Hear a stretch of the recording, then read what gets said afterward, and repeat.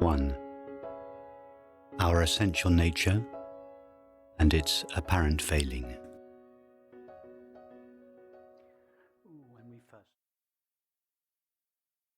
The simple knowing of our own being, its knowing of itself, as this unlimited, unborn, undying presence, is the most simple, most obvious, most ordinary understanding.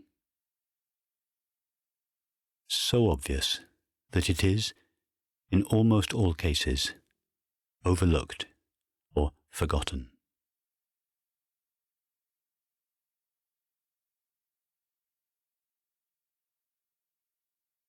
We don't suddenly become unlimited or ever-present. We just notice that this is what we eternally are.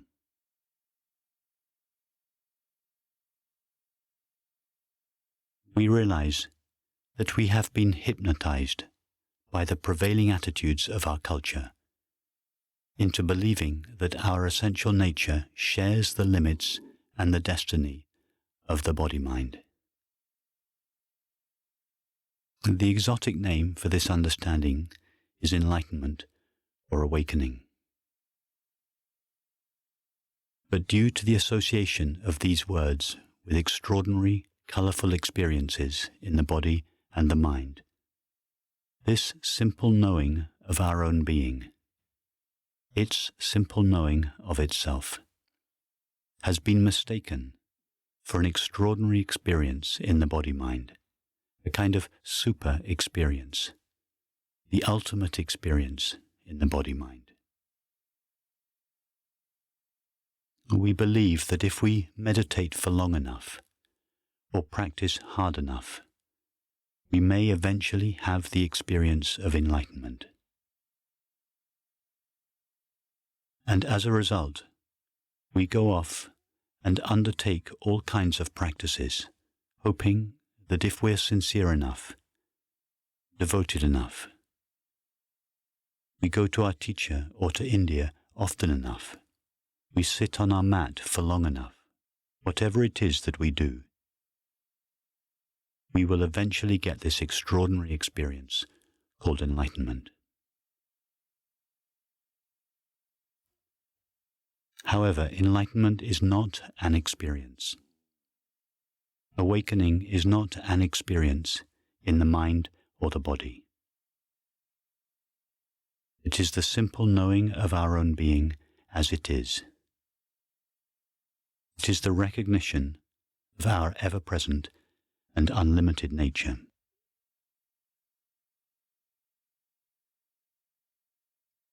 This recognition may trigger a deep relaxation in the mind and the body, where some tensions or knots are relaxed.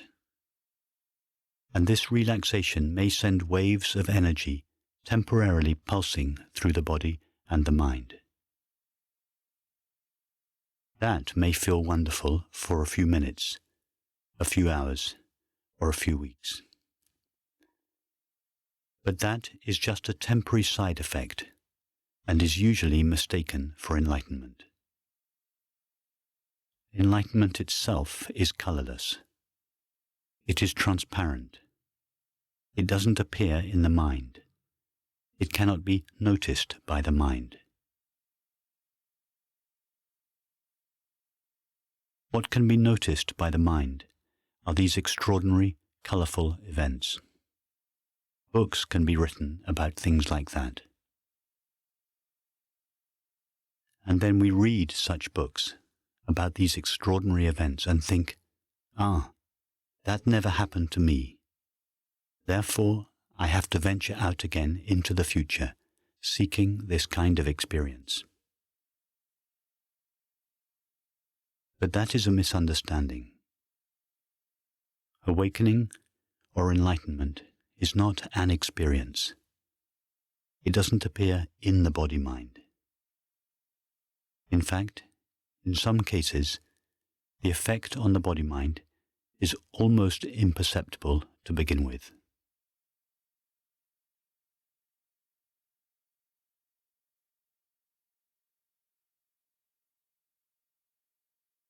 So this simple recognition of our own being, its recognition or remembrance of itself, profoundly changes the way we think and, in time, the way we feel about ourselves.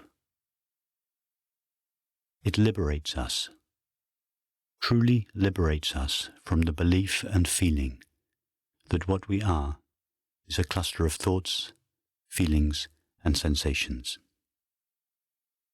It doesn't stop the thoughts, feelings, and sensations from appearing, but it puts an end to the belief that I am those thoughts, feelings, and sensations. For some time, they may continue to appear out of habit, running on their old momentum. We have been thinking, feeling, acting, perceiving, and relating on behalf of a separate, limited self for several decades, and these thoughts, feelings, activities, etc., are not going to come to an end overnight.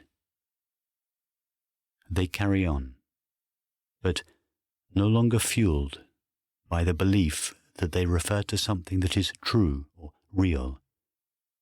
They soon begin to wind down and eventually peter out.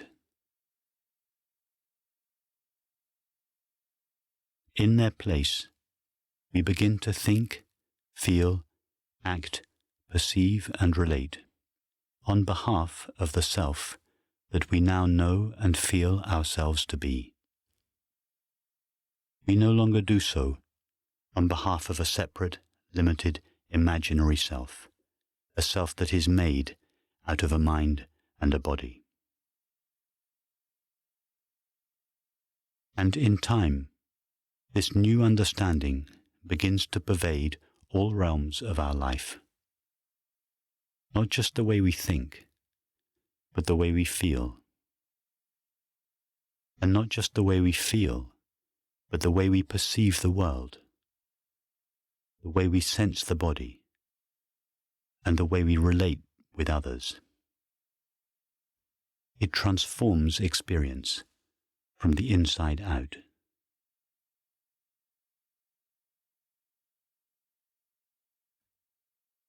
So in our meditations and contemplations, we will explore this whole territory. We will explore the conventional belief and feeling that what I am is a self, made out of a body and a mind. We will discover again and again that what I am is made out of pure, empty, transparent awareness. We'll keep exploring awareness, awareness's experience of itself, to discover in the intimacy of our own experience that we have no real knowledge of any limit or destiny within ourself. That is, that awareness has no real knowledge or experience of any such limitation or destiny within itself.